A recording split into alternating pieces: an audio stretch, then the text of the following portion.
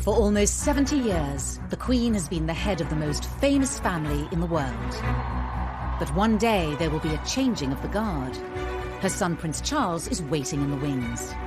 He's certainly the best trained king we're ever going to have. He's been waiting and training for decades. Since birth, Prince Charles has been preparing for the ultimate role, and with that comes a pressure to choose the perfect bride. He couldn't really step out with a member of the opposite sex without the press immediately analysing everything about this person. When you marry into the royal family, you marry into pressure. Tonight, royal insiders share the secrets of Charles and Camilla's rise to the top. The ups, the downs, and the scandal. There was such public debate within the hierarchy of the church and the government about whether a divorced man could become king. Not only had a future king divorced, he then married his mistress. The secret love that rocked the royal family. The Camilla affair did huge damage to Prince Charles's standing. They no longer trusted him, and many people didn't want him to be the future monarch. But have Charles and Camilla finally won the public's affection? Ladies and gentlemen, I'm going to say a few brief words. It's hard to imagine that when Camilla was the most reviled woman in Britain, that today she is wife of our future king. Once young lovers, now 50 years later, are they ready to rule together? Charles was born very simply to be king. I think he's strong enough and positive enough, with Camilla by his side, to make a very positive, good king. The story, as will be written in the history books, will be a great love story.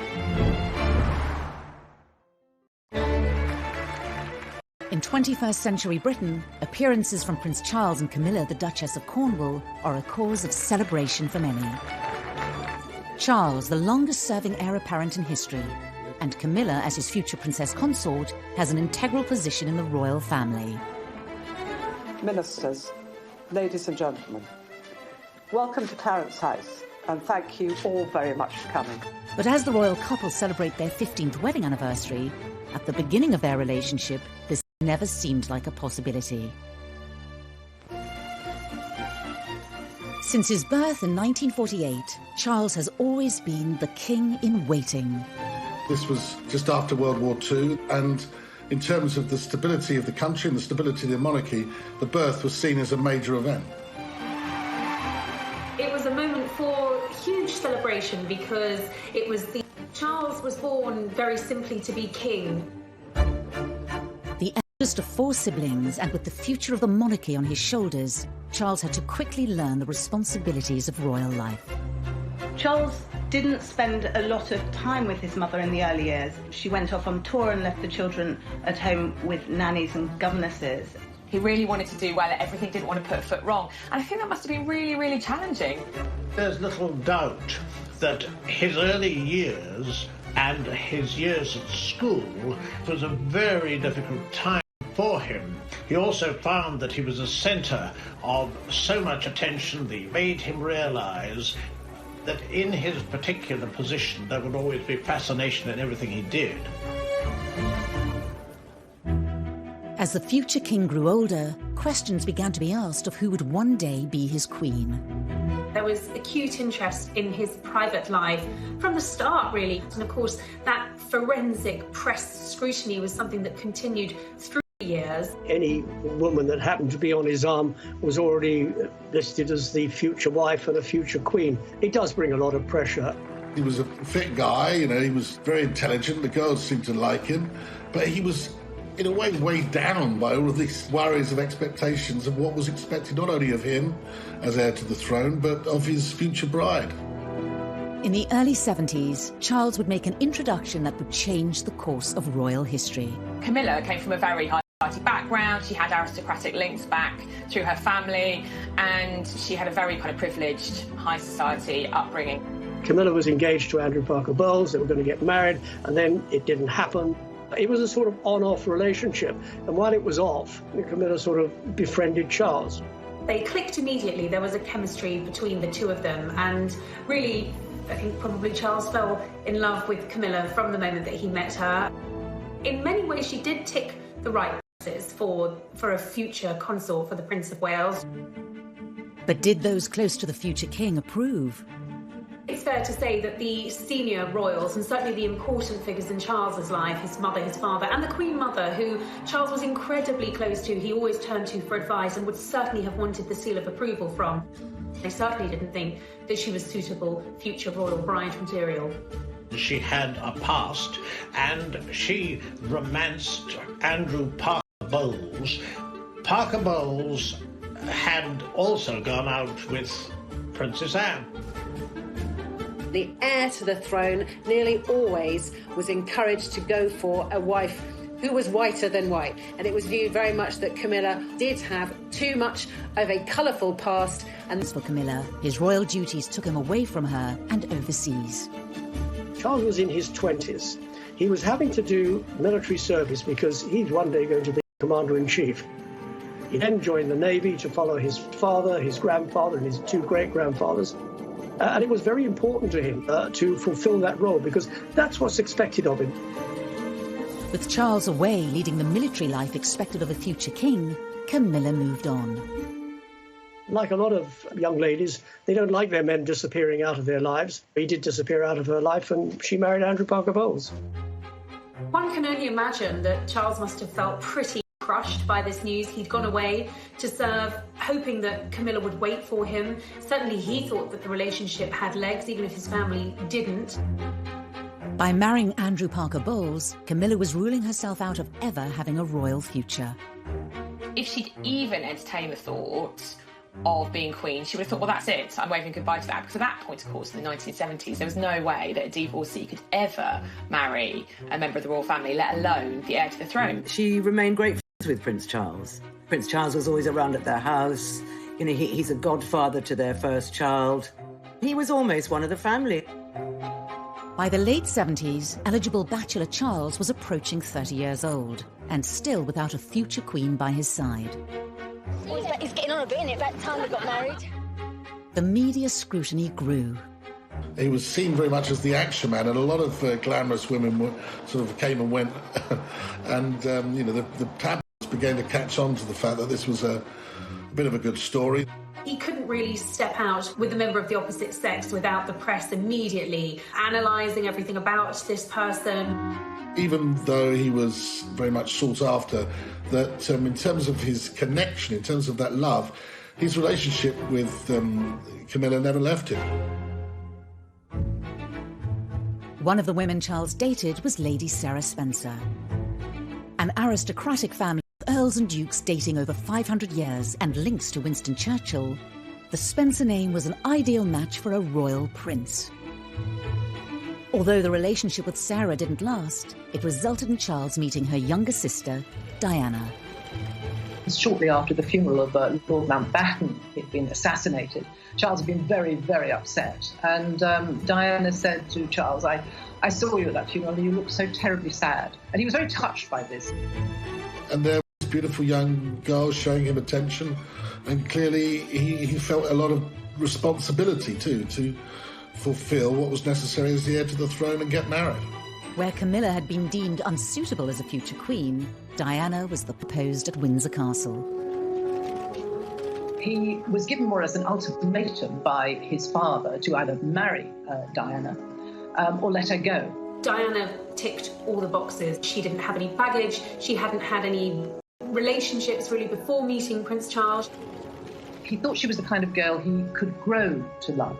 Despite the shortness of their courtship, the palace, press and the public were enamoured by the royal couple. Why have you come here today? To try and get a glimpse of Diana and Charles. Why you say please? Because I think she's just the right person for him. This was an extraordinarily quick whirlwind, but it's what the public wanted. Once they saw Diana, they wanted Diana to be Prince Charles's wife. They were about to marry the Prince of Wales, and one day you would, in all likelihood, be Queen.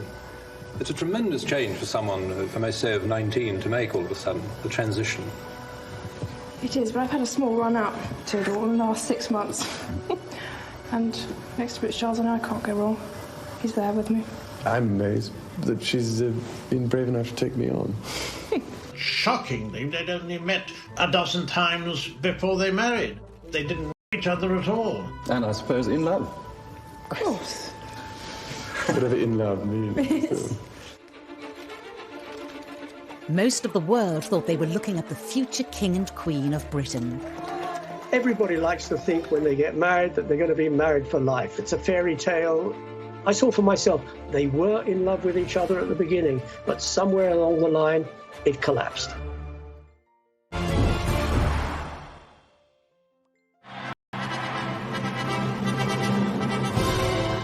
On a hot summer's day, with the eyes of the world upon them, Prince Charles married Lady Diana Spencer in July 1981. The event was watched by 750 million people worldwide. This was a thing of fairy tales. She was so young, so beautiful. Here he was, the future king. It seemed to be, from the outside looking in, a marriage made in heaven. The feeling was electric, from one end of the United Kingdom to the other, from north to south, from east to west. The United Kingdom was granted a national holiday to mark the wedding of the heir to the British throne, who was marrying somebody many thought to be the perfect future queen. They bought the tea towels, they bought the mugs, they turned up outside St Paul's Cathedral, they lined the streets of the Mall, they gathered outside that famous balcony to watch that iconic royal kiss. When the truth was somewhat different. Behind closed doors, marries into the royal family. When you're born into the royal family, you grow up with that pressure. When you marry into the royal family, you marry into pressure. Diana told me much later in one of our private conversations that she had felt like a lamb to the slaughter as she walked up the aisle, which is very sad, but I think she knew that things weren't quite right. And when she saw Camilla in the congregation, was immediately uneasy about it. Most were unaware that Charles and Camilla had remained in close contact. Charles was so close to Camilla that he bought her a bracelet that was engraved with their initials, which Diana found. She was enraged by it. She knew who it was for, and she wanted to know why he was giving this token to Camilla. Camilla's presence was even felt on the couple's 2-week honeymoon, when Charles was spotted wearing a set of personalised cufflinks. Almost unbelievably, Charles wore cufflinks, the C and C, meaning Charles and Camilla. They didn't have anything in common. They didn't seem to be able to talk to each other.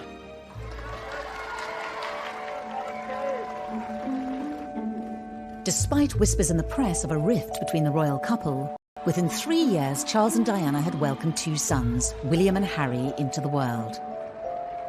Royal insiders pinpoint this as the moment that Charles and Diana's relationship was starting to break down. Charles wasn't the fully hands-on dad that she would have expected, and I suppose that created a distance between the two. She strongly suspected that Charles was still in love with Camilla and hadn't let go of her. Diana felt cut off, she felt isolated, she felt betrayed. Royal tours gave the press a first-hand look at the cracks in the marriage. Diana had asked Charles to come with her to the Taj Mahal, the Temple of Love. And he'd refused. And she was really hurt by that. So she made a point of going on her own. A tour of South Korea in 1992 would prove to be their last overseas engagement as a royal couple. All attention from the British press was focused on any mutual signs of affection being shown between the prince and the princess. They went separately and they left separately, and I think the press really jumped on that and they realised that this was going seriously wrong. But nobody apart from Diana and her intimate circle knew about Camilla at that time. That didn't come until later. Shortly after their return from South Korea, in the year that the Queen dubbed an annus horribilis, Charles and Diana's separation was formally announced by Prime Minister John Major in the House of Commons. To separate. The Queen and the Duke of Edinburgh, though saddened, understand and sympathise with the difficulties that have led to this decision. Charles and Diana were told to continue to carry out royal engagements separately. Diana remained living in Kensington Palace, whilst she also kept her title Princess of Wales. Their Royal Highnesses have no plans to divorce, and their constitutional positions are unaffected. At that stage, bizarrely, they said it doesn't change anything, that she's still destined to be the Queen, which was a bizarre thing to say when you look back at it now. Despite them no longer being a couple, divorce wasn't an option for the heir to the throne. Charles, as the heir to the throne, is the future head of the Church of England. The thought that someone who was going to be head of the Church of England could ever be divorced was complete no-no. The heartbroken public were unaware of the reasons behind the separation of their future king and his queen. What do you think of the news today that she's going to live separately from Prince Charles? She's not. That's the first time I've heard that. First time I've heard that. At that point, there were whispers within the palace, within the press, but nobody really had the full story. But within months of Charles and Diana going their separate ways, leaked phone calls seemed to publicly confirm Camilla's relationship with the future monarch. Tabloid newspaper had somehow managed to get access to conversations between the future king and his lover, Camilla Parker Bowles, which were at best described as intimate, although I'm sure the Queen probably had other choice words for the conversations that were leaked. This, after all, is the future king, someone the nation needs to look up to have the utmost respect for, and here he is, on tape, speaking to his lover, telling her that he wishes he could be a Tamil. The revelations proved devastating for Prince Charles, whose press image had been at an all-time high just a decade earlier. Prince Charles was in Shetland today, doing his best to look as if personal problems were the last thing on his mind, and he avoided all questions about the Camilla Gate tapes. The Charles-Camilla Gate was catastrophic, and it was the beginning of the public's absolute hatred of Camilla, and his standing plummeted as well. People thought he was ridiculous, they thought he was cruel, they deemed them both to be incredibly cruel to have done this to Diana. The leaked tapes were the beginning of a public feud between Charles and Diana, later dubbed the War of the Waleses. Charles and Diana fought each other using friends in the press. This was open warfare. In a rare television interview appearance, Prince Charles sat down with broadcasters. Mrs. Parker Bowles is a great friend of mine. I have a large number of friends. I'm terribly lucky to have so many friends who I think are wonderful and make the whole difference to my life, which would become intolerable otherwise. And she has been a friend for a very long time. During the unprecedented documentary, Prince Charles publicly confirmed for the first time that he'd been unfaithful to Diana. Dickie Arbiter was Prince Charles's press secretary at the time. And I warned them at the time, it would have to be warts and all. You cannot deny anything, you cannot leave anything out, and nothing was left out, because Jonathan Dimbleby asked the Prince of Wales about extramarital relationship. Did you try to be faithful and honourable to your wife when you took on the vow of marriage? Yes, absolutely. And you were? Yes. Until it became irretrievably broken down.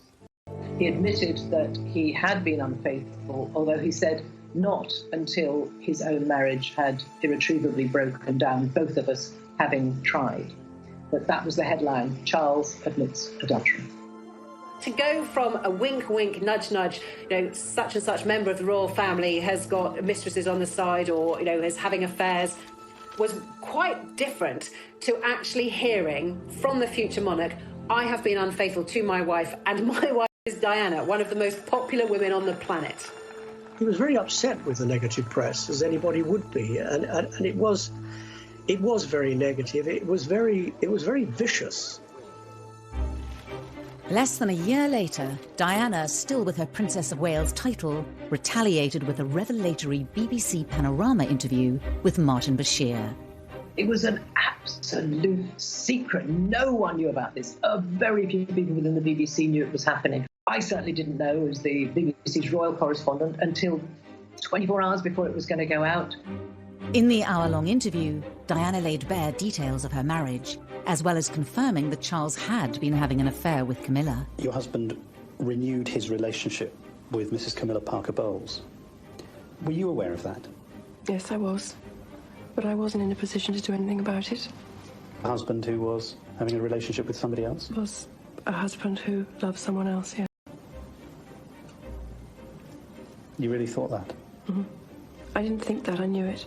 There were some terrifically damaging assertions in there. I think the more damaging in the eyes of the palace was that she questioned Prince Charles's desire and ability to be king. Do you think Mrs. Parker Bowles was a factor in the breakdown of your marriage?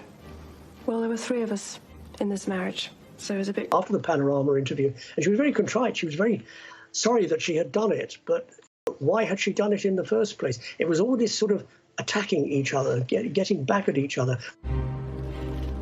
The scandal rocked the royal family. This is not what the monarchy is supposed to be about, and it had become a complete soap opera.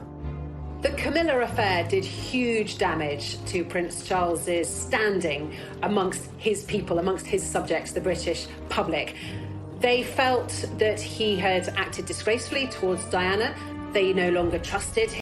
And many, many people didn't want him to be the future monarch. In the midst of the public chaos, Camilla's marriage to Andrew Parker Bowles also came to an end. Up until that point, Andrew was more than happy to let Charles and Camilla's affair go on, providing it was in private. As soon as it came out into the public and he was presented as this injured party, he couldn't let it go on, and the couple filed for divorce.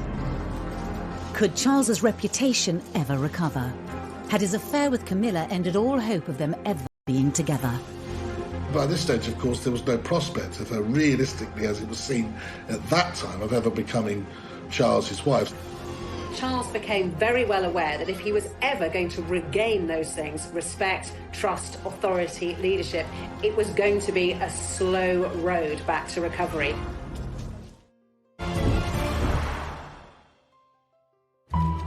Charles and Camilla's affair had been explosive for the monarchy.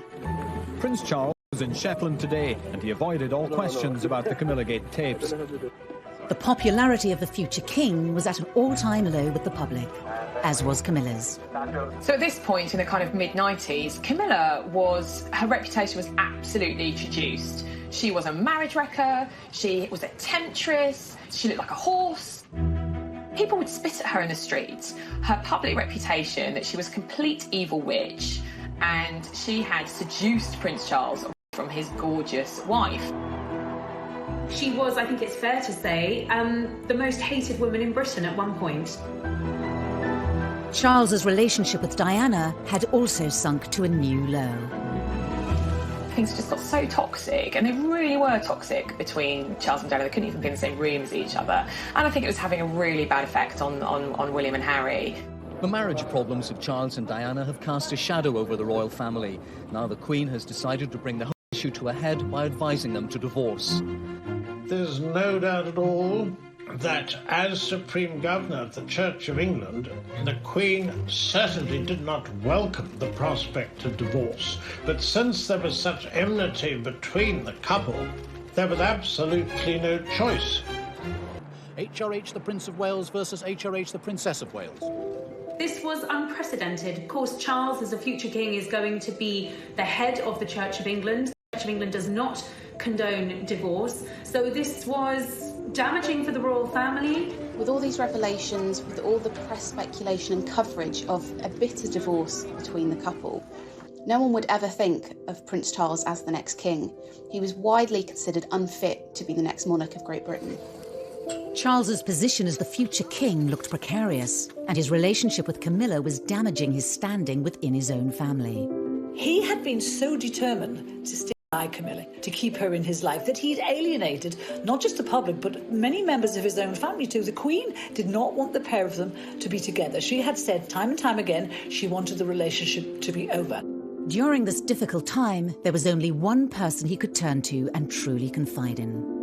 While Camilla was absolutely reviled in England, hated by a lot of people, to Charles, she was his absolute pillar of strength. You know, she was his rock, and really, she was everything to him.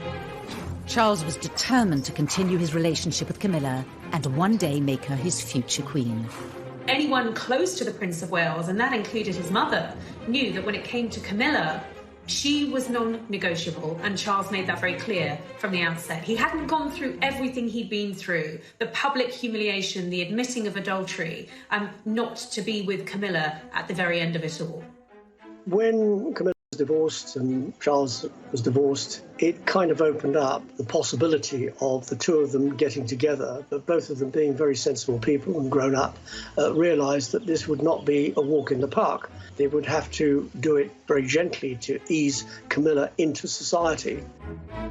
If Charles was to keep his throne and one day end up with the woman he loved, he would have to improve his public image and regain their respect. Charles went into damage limitation and firefighting on a level that, frankly, the palace were probably not equipped to do. Charles employed Mark Bolland, a very seasoned and experienced PR professional, to rehabilitate his and Camilla's image. One of the ways he did that was he absolutely befriended all the newspaper editors, he befriended all the newspaper owners, and he gave those editors stories, favourable stories about Charles, about Camilla. And he would feed us little bits of information. He would tell us what Camilla was up to, what Charles was up to, what his feelings were about Camilla. Then Prince Charles and his sons, on their first day together on holiday, appeared, having deliberately and most unusually encouraged the press and television coverage. He was beginning to lay the groundwork for the woman who he wanted to one day be his queen. But in 1997, tragedy struck. We have reports from Paris that Diana, Princess of Wales, has been killed in a car accident. I think that Charles was devastated when Diana died. I think he was racked with guilt. I think also he wanted, as the Queen did, to protect William and Harry. But the monarchy tends to work using precedent. There was absolutely no precedent for the outpouring of grief, which was completely unique when Diana died. But there's no question that Charles' attempts to get the public on side with Camilla were obviously set back. In the face of this national tragedy, it looked like the British public would never accept Camilla as part of the royal family. I think that after Diana's death, I mean, Camilla was abused in the street, was yelled at, she had nasty letters written to her. It was really difficult for her. The size of the challenge that was facing Charles and Camilla was immense, and many people thought it was impossible. People thought if they wanted to be together, they would have to be together abroad, that it could never, ever happen within the United Kingdom. A year after Diana's death, Charles restarted his campaign to introduce Camilla as the woman who would one day stand beside him. But he was met with strong opposition. The Queen was quite clear that she was not going to meet Camilla. She didn't want to hear about Camilla, and it was still a name that really wasn't widely spoken in palace corridors. She, as constitutional monarch, felt she should uphold the standards that she'd adhered to all her life, and should she accept that her divorced son should be with a divorced woman? Should she condone this relationship? Was that what her faith, her religion, she's very religious, would guide her to do? The Queen may have been having doubts, but on Charles's staff, it was decided that they needed to forge ahead with introducing Camilla to the great British public and bring her out into the open as Charles's partner. There was an attempt to do it at the wedding of Santa Palmer Tompkinson, and her mum, Patty, was Camilla's best friend. So they were going to try and be together there, but that couldn't happen either because they decided they would upstage the bride, and that wasn't fair. There had been suggestions that the Prince and Camilla Parker Bowles would take the opportunity to go public with their relationship, but she joined other guests well before him, looking relaxed and... The couple were invited to the birthday party of Camilla's sister Annabelle, to be held at the Ritz Hotel in London. It was seen as the right opportunity to give the British public their first glimpse of Charles with his future consort Camilla by his side. It was dubbed Operation Ritz. I remember being in the newsroom, and it was a cold day in January, and rumours started to knock about that something was going to happen down at the Ritz, and that maybe we were going to get sight of Charles and Camilla together for the first time. Mark Bolland was giving sort of the nod and the wink that actually we ought to get our ladders down there. So I said to the news desk, right, get the ladder down there. Well, there were 200 cameras there, I think. Charles and Camilla emerged. She wearing a very neat little black coat, and I remember she had a beautiful choker on at the time, and they stood and they posed for photographs, and those photographs went around the world, and that was the beginning of trying to get the public to like them. Of course, it's only a picture, but last night's coming out was symbolic. Whatever people think about Camilla and Charles, they're telling the world we're a couple, and you better accept it. This was a big statement. Camilla was going to have some sort of formal role in the future, because there she was on the arm of Prince Charles, very officially his date for the evening. This really felt like a turn in the road. Suddenly, Camilla wasn't just Charles's mistress. Now she was his companion. Now the press had their first picture of them. It was down to the Queen to give the relationship the seal of approval. In 2000, she agreed to attend a birthday party for King Constantine of Greece, to be held at Charles's home, Highgrove. So on the guest list was Camilla. It seems Camilla's friendship with King Constantine of Greece, seen here at his daughter's wedding, was crucial to her inclusion on the guest list for his 60th birthday party today. The Queen, it seems, made a very deliberate decision to attend. As the press officers in the royal family are very frequently reminding me that, Emily, private things remain private. Sometimes private things do not remain private when they want to send a message. And at that particular point, they wanted to show, or at least Charles wanted to show, Camilla had got the ultimate seal of approval from his mother, the head of state, the Queen. The Queen knew that if she met Camilla in a formal or semi-formal capacity, it would be a really, really big deal. Buckingham Palace are playing down the importance of today's meeting, but for Charles and Camilla, it is a milestone. The heir to the throne's long-term companion, now accepted in royal circles. The Queen, of course, would have preferred Charles not to have divorced. She would have preferred him not to have admitted adultery or not to have committed adultery. But she is quite a prat, wasn't going to go anywhere. And I think the Queen then thought, well, we might as well get on with this, and she might as well be welcomed into the family. The meeting with the Queen was absolutely fundamental in the turning point of the public accepting Camilla, because the feeling was, certainly among Charles and his advisors, that if the Queen could accept Camilla and could welcome her into the family, then the public could welcome Camilla too. And that really paved the way for a change in attitude among the public. By the end of the millennium, Charles's popularity had bounced back. But there was still a long way to go for Camilla to be accepted as Charles's future queen.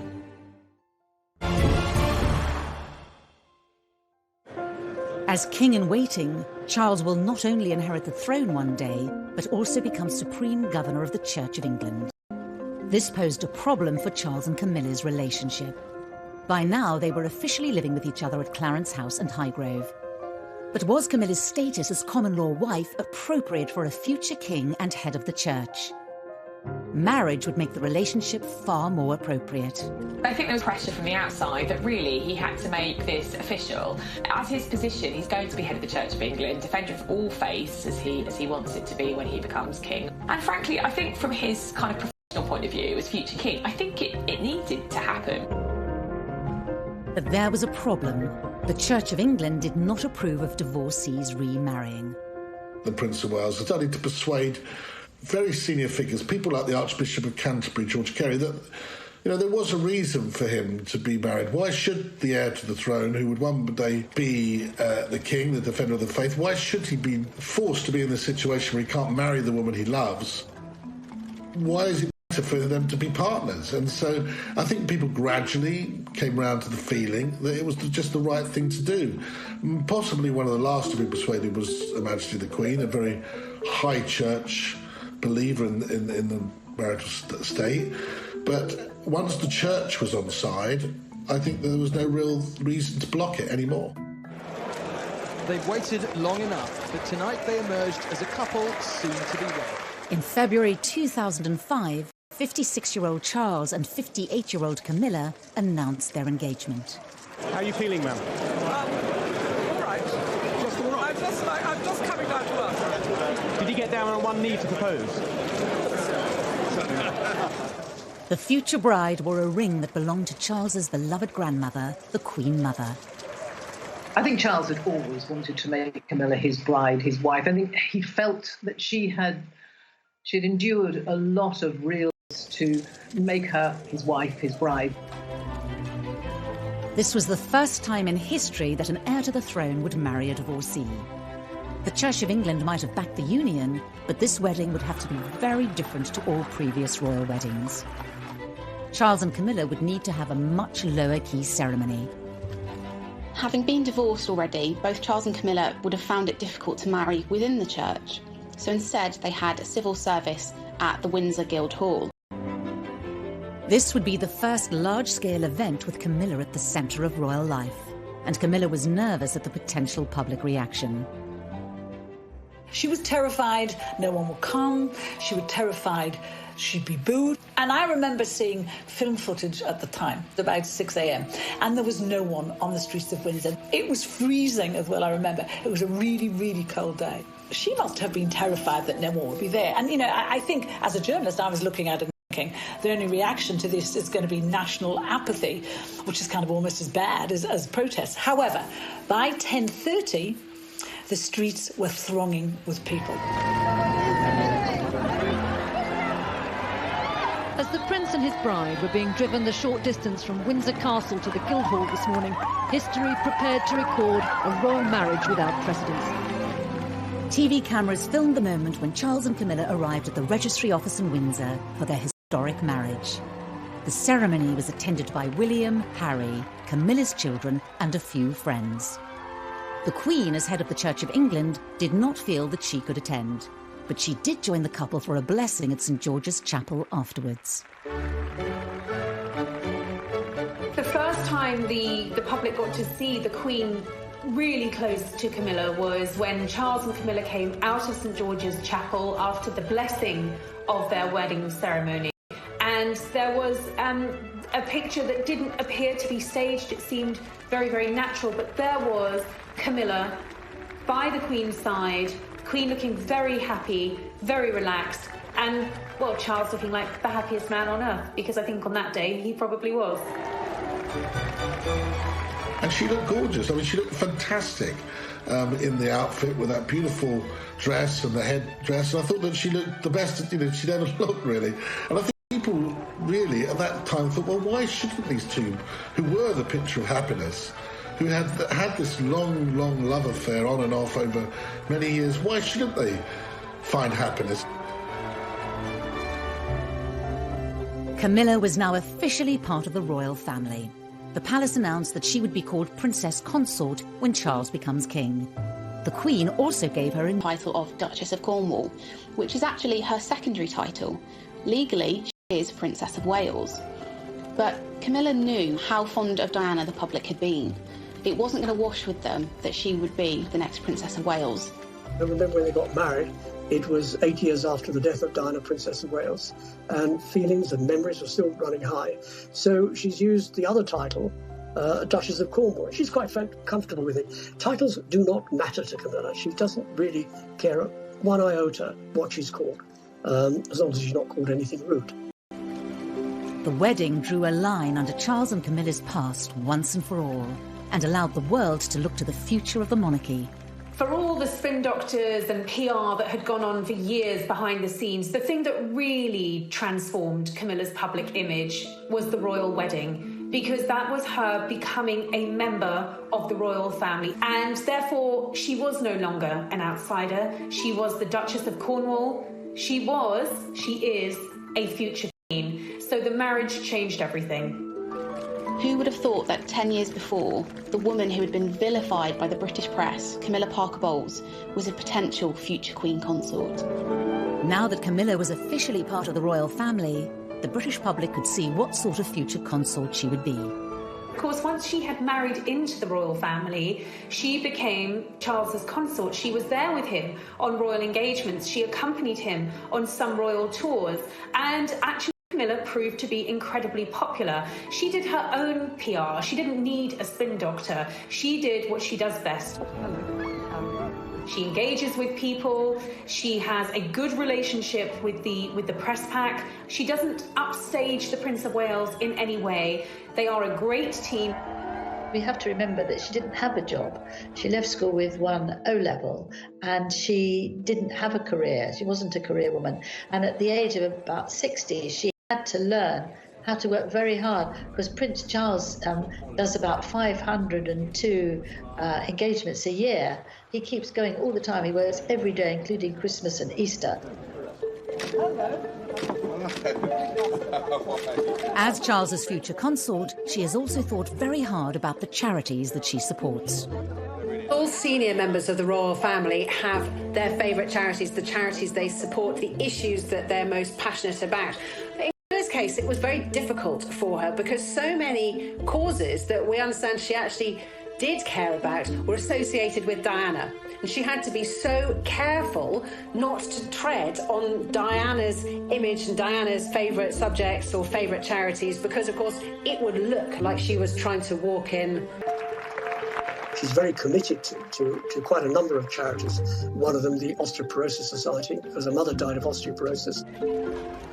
Another is learning, book reading, education, and abuse against women. She's very committed to that as well. Now, the purpose of asking you all here today is to try and form a united front to help victims of rape and sexual abuse. I think Camilla is clearly very passionate about the domestic abuse agenda and about making sure that what influence she has, that she has this platform given to her as a senior member of the royal family, that she's not going to waste it and she's not going to throw it away. And I think a lot of people will admire her for that. As the wife of the heir to the throne, Camilla's image has radically changed.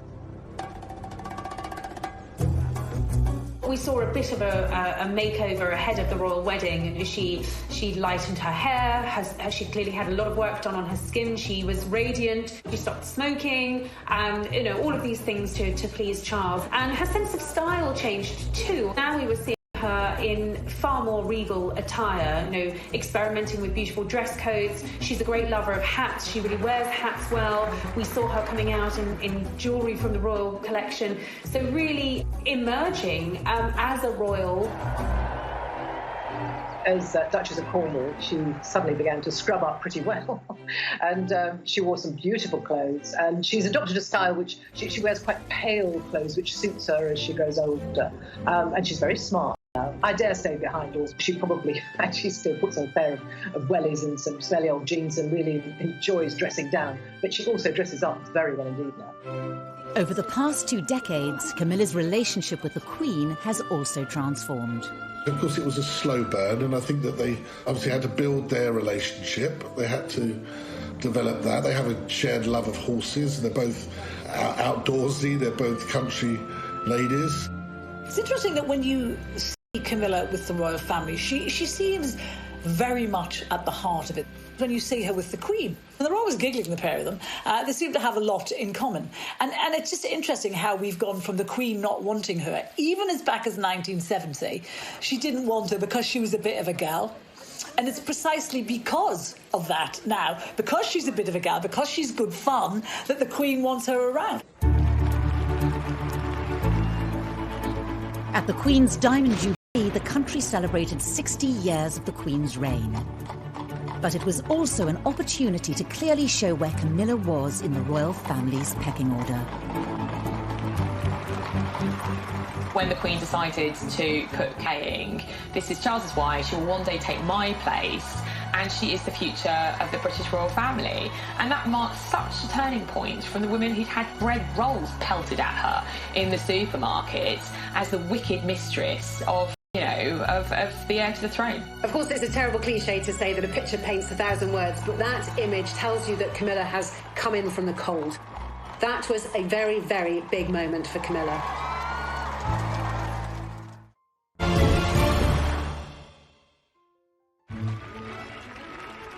By the time of her wedding to Prince Charles in 2005, Camilla Parker Bowles' journey from royal mistress to royal wife had been extraordinary.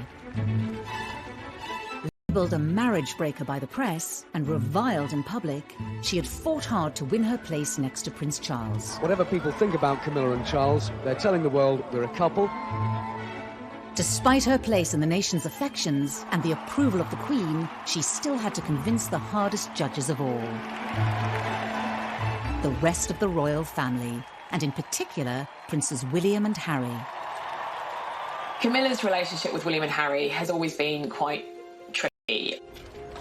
Diana obviously painted Camilla as the marriage wrecker. For the Prince of Wales, the first proper meeting between his son William and his longtime friend Camilla Parker Bowles was obviously a significant event. The princes were in their mid-teens when their father's relationship with Camilla became public. Harry refused to see her to start with. Harry wears his heart on his sleeve. He was in his teenage rebellious phase, smoking dope and kind of getting into trouble. But with children of her own, Camilla was well placed to tackle the unique challenges of being stepmother to William and Harry. In the early years after Diana's death, all those boys had was Charles. And we all know Charles was emotionally stunted. So they would have needed a woman to talk to sometimes. And I suspect Camilla was very good at fulfilling that role. William first spent half an hour with Camilla, it's now emerged, and they've got together again since. She knows that she's not their mother. She's never tried to step in and be their mother.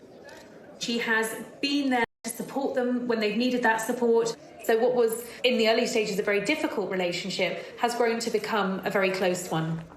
It is amazing how close we've become, you know, I mean, ever since our mother died. She's a wonderful woman, and she's made our father very, very happy, which is the most important thing. William and I love her to bits. 10 years before Camilla married Charles, it was inconceivable that William and Harry would have accepted her into their family. But both princes would themselves bring new people into the royal fold, Kate and Meghan. As a royal outsider herself, Camilla had great empathy for both young women. For Kate in particular, Kate didn't know how to be royal, so she would have felt like an outsider. And in those early days, she was pursued by the paparazzi, by the press. The new bride has experienced it at first hand. She, not William, will be the focus of attention. While Camilla, she knew how it worked, and she was in a very good position to give Kate advice. To the royal wedding, she took Kate for lunch, I think, just to sort of settle nerves and give some good stepmotherly advice. She has been there for the Duchess of Cambridge. Just over 6 years after William and Kate's wedding, Prince Harry announced his engagement to Meghan Markle. Royal watchers talked of her as someone quite unlike the other members of the family. But she had much in common with her future husband's stepmother. In many ways, Camilla had paved the way for Meghan, in the sense that they were both divorcees, neither of them were royal, but I think Meghan took any criticism of her position personally. Camilla would have been there to tell her not to take it personally, and that this is just what happens when you're an outsider. Throughout her life with Charles, Camilla has always maintained an upbeat public persona in the face of criticism. It's a quality that has rubbed off on Charles.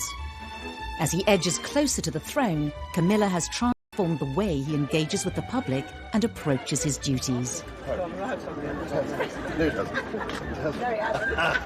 think it's very clear when you look at Charles and Camilla over the last 15 years what a difference she has made to his persona, to his outlook, to his demeanour. We don't want to alarm. He's just clearly a much happier person now. He's relaxed a bit. In 2017, on a trip to Canada, Charles and Camilla visited native communities. One of the things laid on was this Inuit couple who were throat singing. And it sounded very much like two people having sex. Charles and Camilla were tickled pink by this. They were giggling like a couple of teenagers. And that would never have happened 20 years ago. Charles was a very serious, not a very humorous man. She lights up his life. She understands his moods. She understands how to get him out of those moods. She knows what makes him laugh. He loved that she was fun. Camilla has played a large part in softening Charles's public image during his long march to the throne. The awkward young man who blushed before the cameras. How you feel today, both of you? A confident public figure through the influence of his second wife. I think that Prince Charles would say that Camilla had been the making of him. I think she would be very modest about it and say absolutely not at all. But there may be one area of Charles's public activity which Camilla is powerless to change. His now infamous so-called political meddling. The results of human activity warm even this remote ocean. He has been outspoken on many issues in the past, and some of which have landed him in hot water.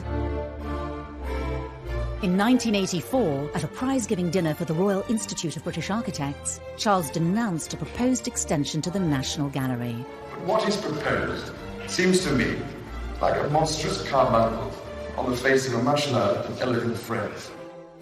Ever since, Charles has been accused of voicing opinions on areas of British life that some claim he has no right to be involved in. Patients should be able to gain the benefit of the best of both worlds, complementary and orthodox. In 2015, The Guardian newspaper revealed letters written by Charles to cabinet members over policy issues close to his heart. We know he cares about the environment and architecture, genetic engineering, all these things that mean a lot to him. And he's not afraid of controversy. The environment is full of uncertainty. We have made it into a rubbish dump. But he's writing the sort of letters with questions that you and I might ask. We won't get the answer, but he'll get the answer. As Prince of Wales, Charles's outspokenness has been tolerated. But when he takes the throne as Charles III, will it continue? The monarch is not supposed to get involved with politics. It will be interesting to see how Charles handles this, because he's not used to taking a step back. I think we will see him being proactive and possibly even political, with a small p. But I think it does give us an indication that Charles is going to be a hands-on king. But, you know, the monarchy changes all the time. Maybe he will be allowed to do that if he ever gets to be king. As Charles stands poised to become king, Britain is braced for a different, more political kind of monarchy. But the question remains, when will he take the throne? And when his 71-year wait ends, will Camilla take the title of Queen?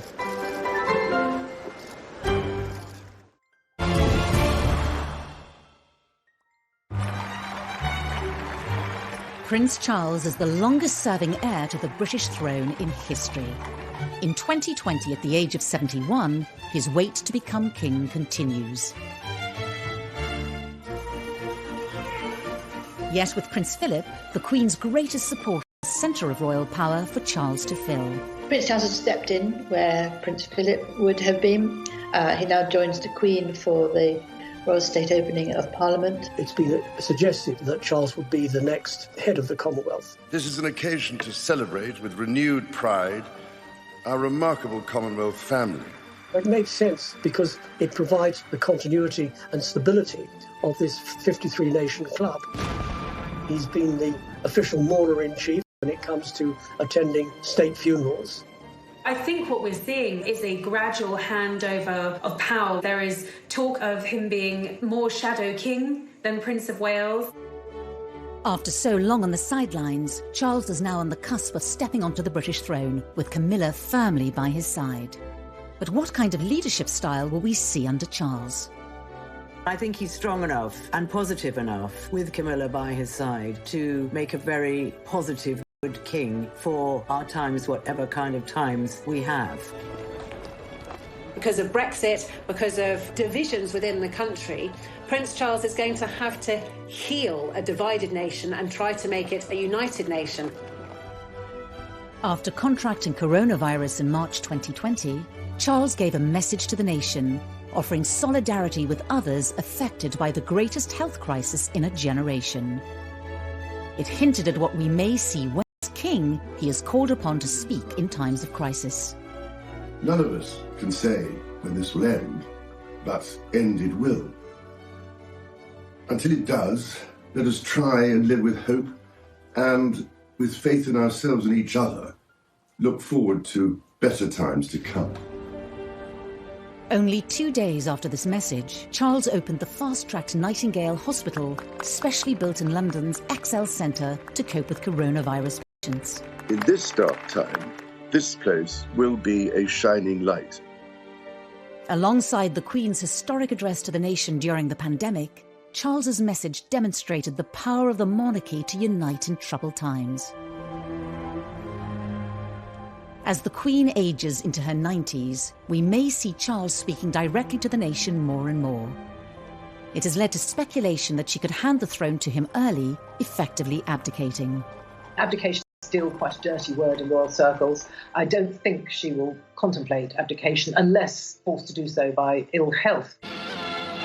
The Royal Navy's greatest battleship had been chosen for the voyage to the Cape.